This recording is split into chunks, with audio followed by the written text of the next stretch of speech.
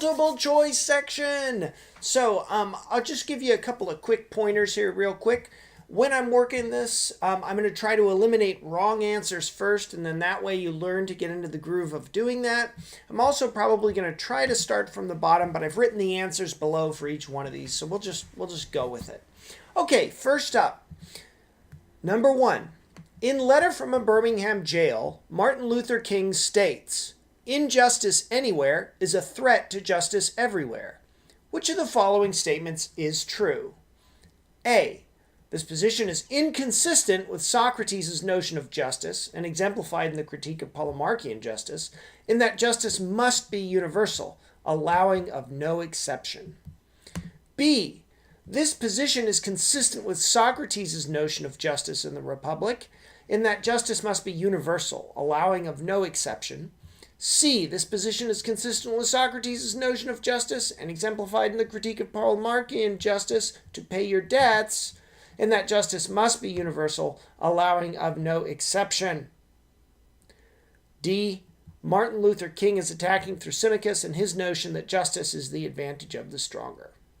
All right, so B is going to be our most straightforward answer here, and let me explain why.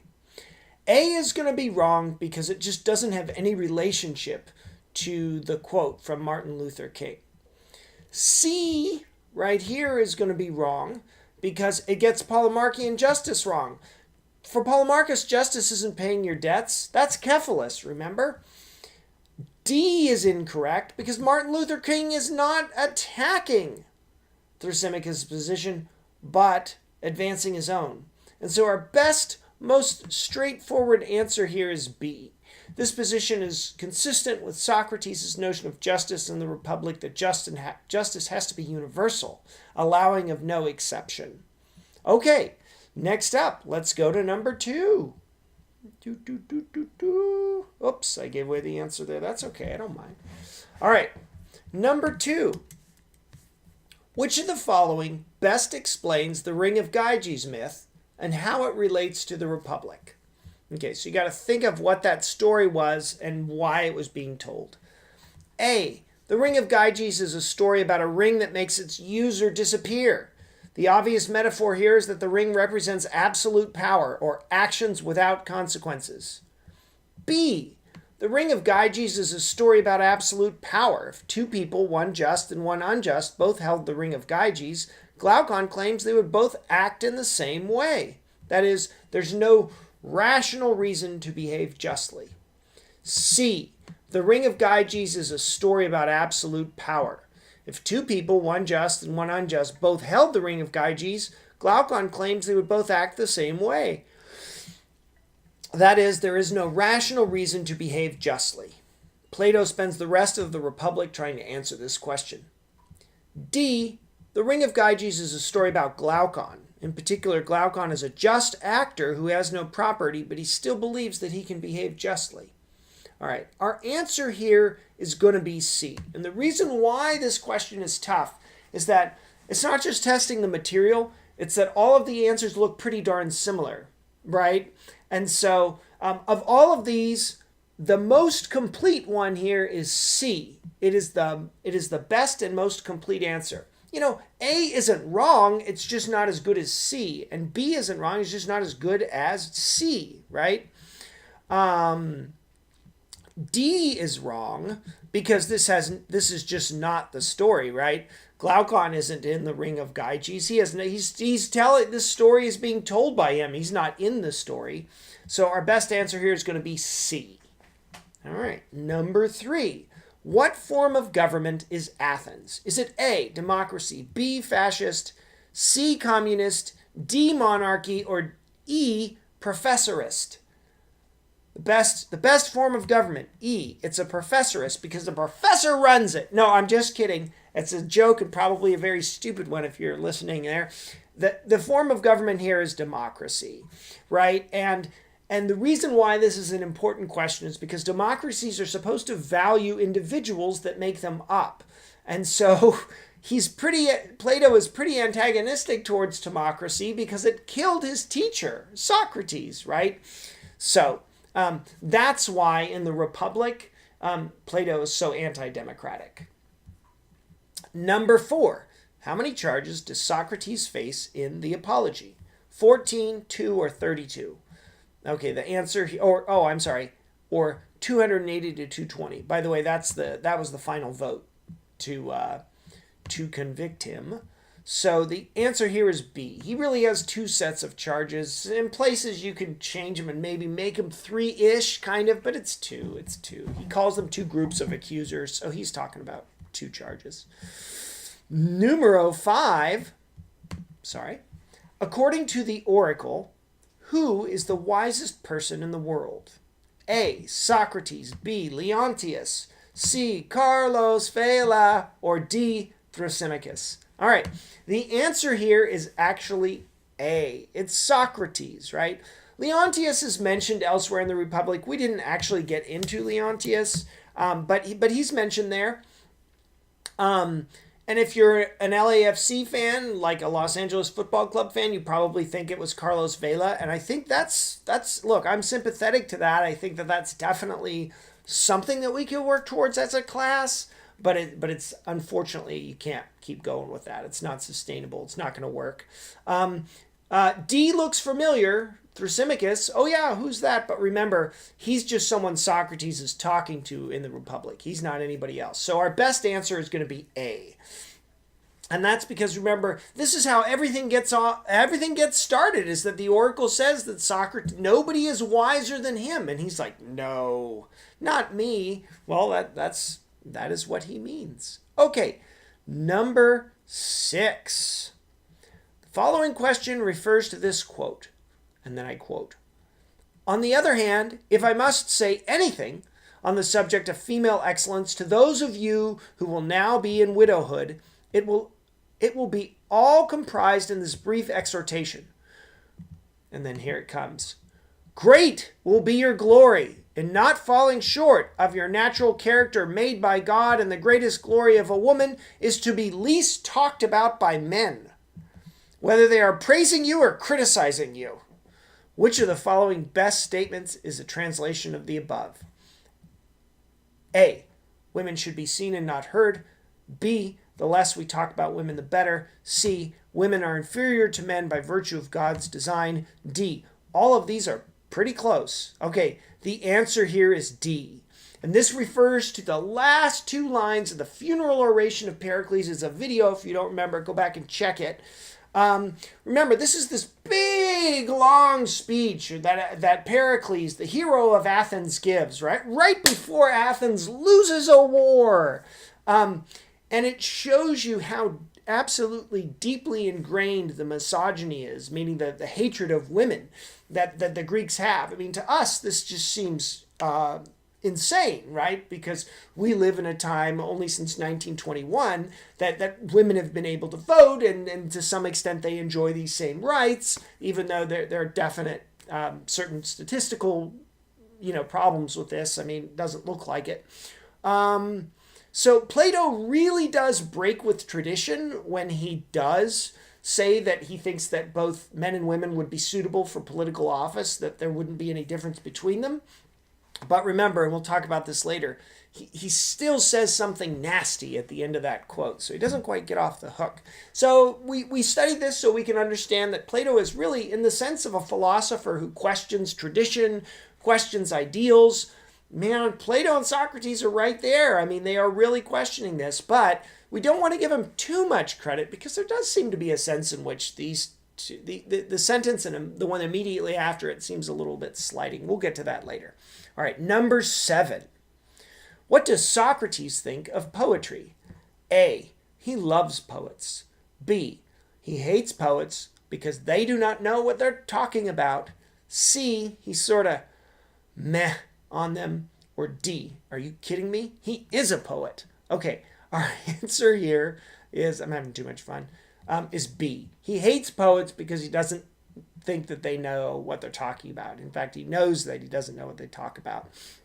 He even says that. I mean, he thinks that they're passionate. He thinks that they're genuinely inspired, but they don't know what they're talking about. So there it is, right? This will ripple through the Republic whenever Plato then makes these kinds of very, very he puts these constraints on education. And remember, one of the things he doesn't want is poetry for the guardians because he thinks it's a little bit dangerous. All right. Number 8. Oops, I just gave away the answer. I'm sorry. Okay. Number 8. Read this passage and answer the following. Quote, "The answer lies in the fact that there are two types of laws, just and unjust. I would be the first to advocate obeying just laws. One has not only a legal but a moral responsibility to obey just laws. Conversely, one has a moral responsibility to disobey unjust laws. Which of the following is true? A, this is a statement from Antigone, refusing to follow a just law. B, this is a statement from Martin Luther King, arguing that one has a moral obligation to disobey unjust laws. C, this is a statement from Antigone, arguing that one has a moral obligation to disobey unjust laws. D, this is a statement from Polemarchus, pointing out that one cannot trust who one's friends are."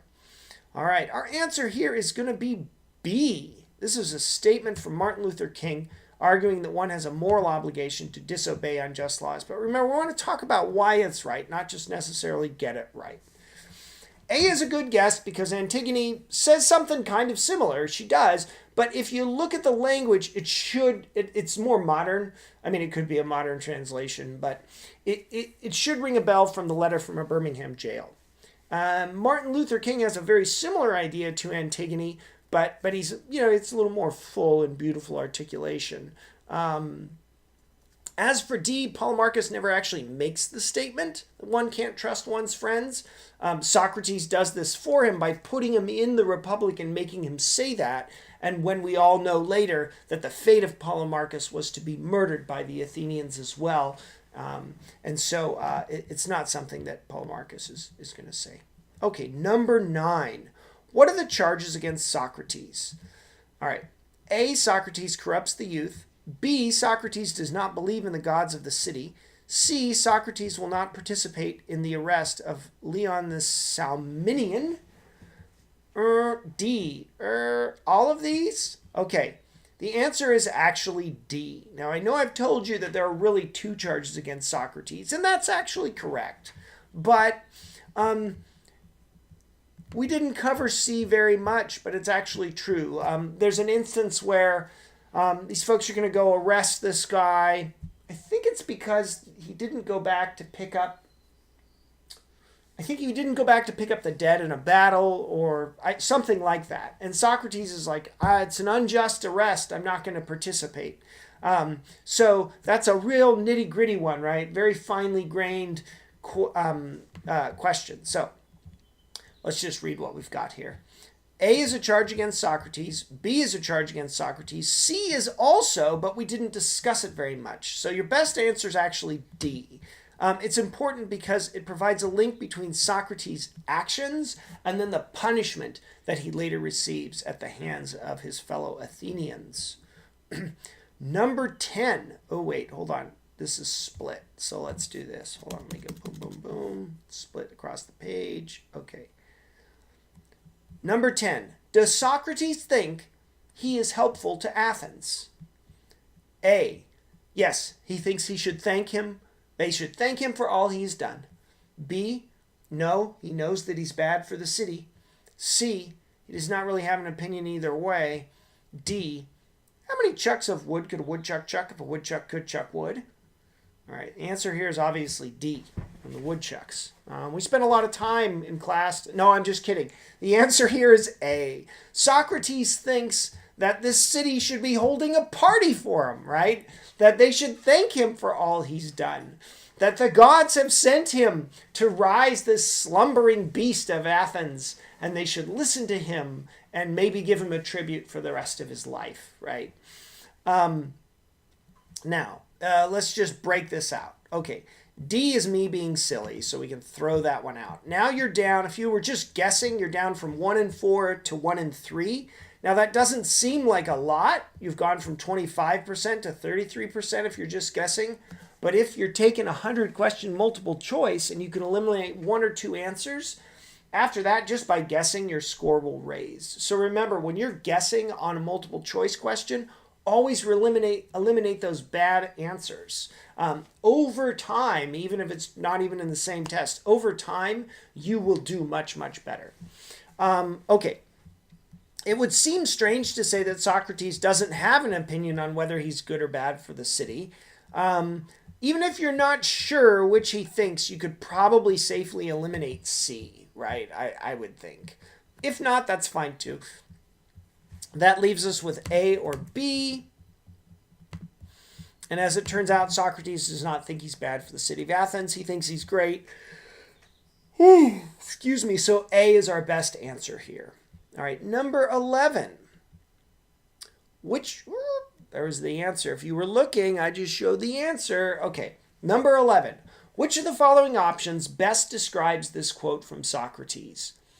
Quote, "Then you would spend the rest of your lives asleep, unless the gods send you someone else in his concern for you."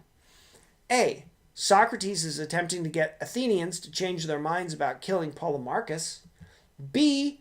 Socrates is highlighting the importance of his role to Athens and to keeping the Athenians awake. C. Socrates is downplaying how valuable he is to the people of Athens. D. Socrates is attempting to get Athenians to change their minds about killing Cephalus. Okay, the answer here is going to be B, but let's talk about it for a second. We'll get rid of some of the bad ones first. A is wrong, right? Well, they're not discussing killing Polemarchus in the Republic. We just know that that happens later. D is incorrect, right? The Athenians are not trying to kill Cephalus. That's not on the table. So A and D are out. So now you're down to 50-50 if you're just guessing. B and C. If you read the quote, Socrates is claiming that everybody would be asleep without him, unless the gods, no less than the gods, send someone else. So it's pretty clear that he's not downplaying how valuable he is. Instead, he's actually highlighting, how important he is to the Athenians and their way of life, keeping them awake, right? There's the word woke for you. 2,500 years later, right? We use the word woke. All right, I'm not saying that's a direct relation, but the metaphor is very similar, isn't it? And I don't think that's an accident, right? The difference between unconscious, blind compliance and conformity versus conscious, principled dissent or conscious, principled action. All right, number 12. We're rolling through this. All right, number 12. Thrasymachus' notion of justice in the Republic is A. Paying your debts. B. Help your friends, hurt your enemies. C. Advantage of the stronger. Or D. Harmony. Okay, remember, Thrasymachus, it starts with thras, like thrash, which means violent, right? And so we think of strong people. And so we would choose C, the advantage of the stronger. All right, so, and then again, my discussion here is exactly what we just went through. Okay, number 13. Plato, and by I mean Plato, it could also be Socrates. Sometimes it's hard to distinguish one from the other. We don't really know where one started and where the other ended exactly. Plato thinks justice is properly understood as, and the answer to this one is going to be harmony. Remember, this is the whole point of the Republic. If you had a society in which every person was doing what they were best at, and every person, and in particular the guardians, were properly arranged, that their souls were in harmony, then you would in fact have a just society. So our answer here is D. All right. Let's hit number 14. We are rolling along. You guys are doing great. Oh, gotta go. 14. Which of the following statements best explains the number of charges brought against Socrates and their nature? The answer here is B. I kind of snuck to it. The way to think about this question is more about eliminating wrong answers than it is getting the right one. So if you know that 2 charges were brought, which at this point you should, but if you don't, that's okay. You're reviewing, right? You're studying at this very second. So if you know that, then you know that E is probably going to be wrong. It wasn't 1 charge, even though I'm being silly and talking about a credit card there. A is also probably wrong, right? Because it's only one charge. C is going to be wrong, right? Because there are two charges brought, not three. So you're down to a distinction between B and D. And so if you can figure out which one it is, then you're in good shape. Well, what does B say? Two charges were brought, corrupting the youth and not believing in the gods of Athens. Ooh, that's pretty close. And then D, two charges were brought, doing the twist and playing guitar. Well, that's not right. So it's going to be B. All right, number 15. Which of the following statements best describes Socrates' attitude toward poetry? All right, he thinks it's the highest form of reasoning. That's A. B, he thinks poets should rule an enlightened society because they make the weak argument stronger. C, he thinks poets know nothing of what they speak. D, he thinks poets are second only to painters in terms of great knowledge.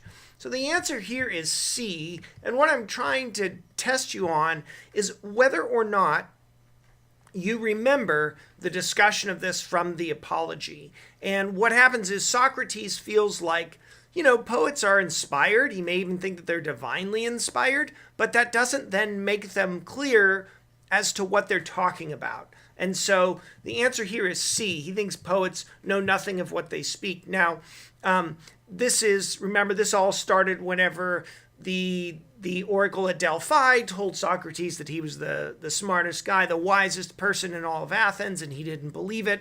And then he started talking to different people, different folks, poets and builders, carpenters, and stuff like that. Okay, so that is number 15. All right, number 16. Polemarchus's notion of justice in the Republic is A, paying your debts, B, help friends, hurt enemies, C, advantage of the stronger, or D, harmony. All right, the answer here is going to be B for us.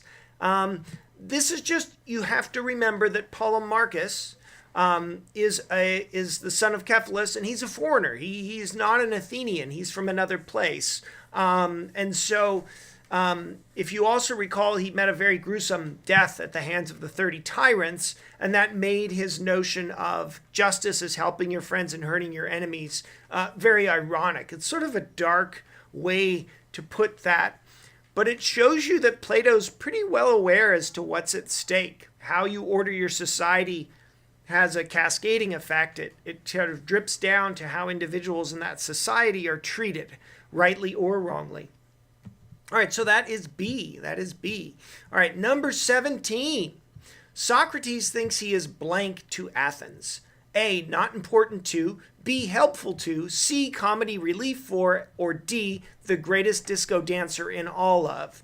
Now, I know you guys are tempted to pick D just because disco is very popular. A lot of kids really like it. It's sort of happening and cool, hip.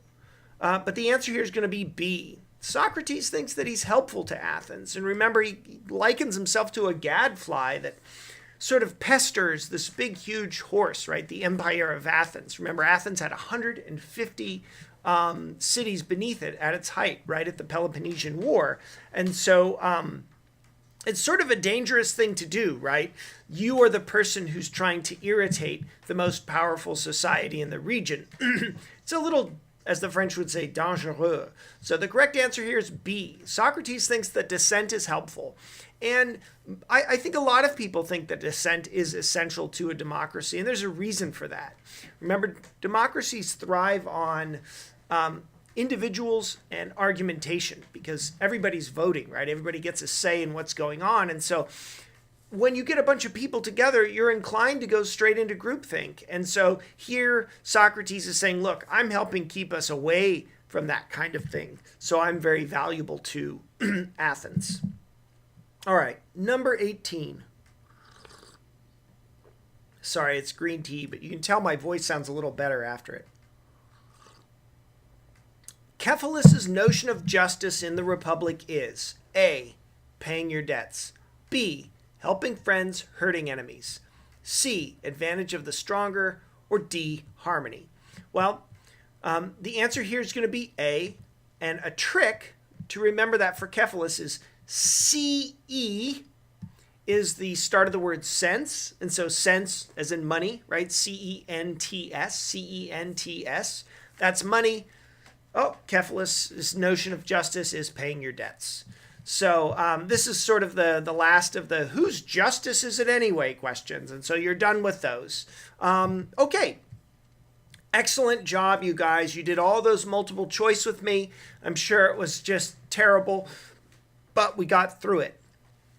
Give yourself a break. Go get something to eat or whatever. If you don't have time, that's fine too. Get a hot drink and then come back for the next section, which is going to be the short answer. All right, I'll see you guys soon.